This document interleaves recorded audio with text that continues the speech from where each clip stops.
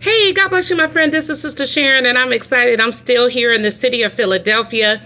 We had an amazing day today out in the Newark Camden neighborhoods. It was absolutely amazing. We are all burnt up. I got a suntan.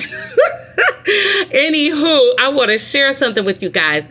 We met a young man yesterday as he was jogging. He did not have his shirt on, and we struck up a conversation with him. And of course, I served the great gospel of Jesus and asking him, if he died today, where would he spend eternity, heaven or hell? And it just immediately opens up the conversation.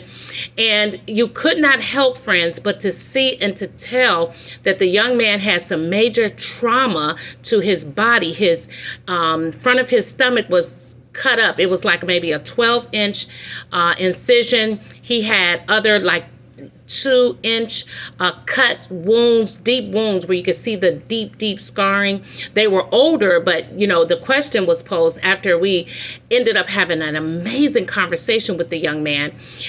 He shared with us that the wounds came from an incident when he was in his early 20s. He was caught between a young lady and her former boyfriend. She was trying to date him and the other man. That man ended up becoming incited by her because she kept dealing with both of them, and he didn't know this, but the man was making threats. He kept telling her he was going to do harm to this young man that we met, and he did. He walked up on him, he ambushed him, he shot this young man 5 times, but he shot 19 bullets. 5 of them entered this young man. He was wheelchair bound for 1.5 years, he said. And by the grace of God, he has a praying mother. And he said his mother had received like a unction, an overwhelming thought when the incident happened to pray for him. Oh, friends, it was a powerful testimony. And the only reason I didn't put him on camera is because I left my phone at the hotel so I could have a day of just rest and focus, on the streets. So the young man, friends, he tells us his mother had this premonition that he was in danger, and she began to pray for him. He had a praying mother. So this young man did almost die. He lost a huge amount of blood. His intestines, he said they took out 12 inches of his intestines. He lost a lot of partial parts of his organs, and doctors to this day can't believe that he survived it. But what I wanted to exhort you and encourage you, brothers and sisters, if you are engaged with anyone on any level, and I don't mean engaged, I'm talking about engaging them, communicating with them, and you know this person, if you even have a thought that these people are dealing with you and someone else, run for your life, because this is how people who are innocent get caught up in these triangular affairs. And in the case of this beautiful young man that we met, you could be killed, friend. You could be harmed in such a way. He recovered, and he is very cautious about what he eats. He's a constant runner. He takes care of himself physically. But friends, let me tell you, if you do not take very great caution in the times we're living in, you could end up in a hot mess. If you have someone in your life, because I realize every person on my channel, you are not sanctified. You are not picking up your cross right now. You are still doing your thing. But it is not wise in the times we live in to deal with anyone that has someone else in their lives. Friends, it's dangerous.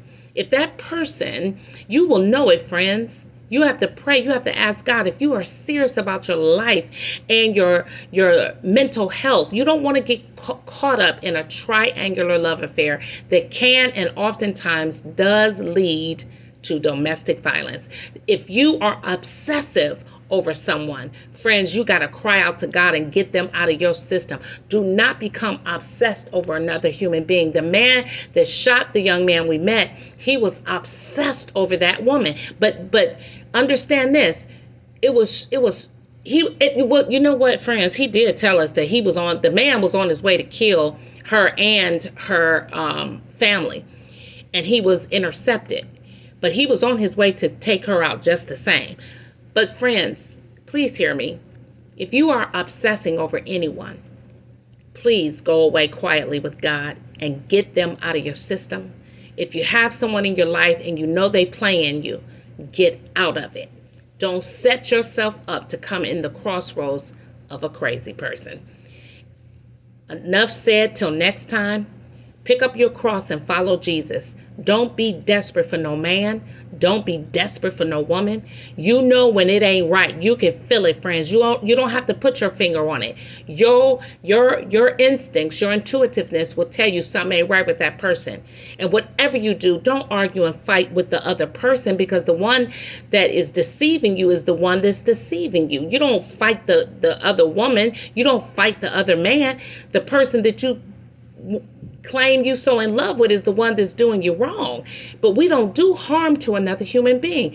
It's just time to exit. If they don't want you, my friend, you got to take that as a blessing. Don't forget, rejection is protection. God bless you, my friend. Enough said. We are back from Camden today, getting ready to get all rested up and hit the streets of New York. We're on our way to New York tomorrow. We'll be here, there, and a little bit of everywhere.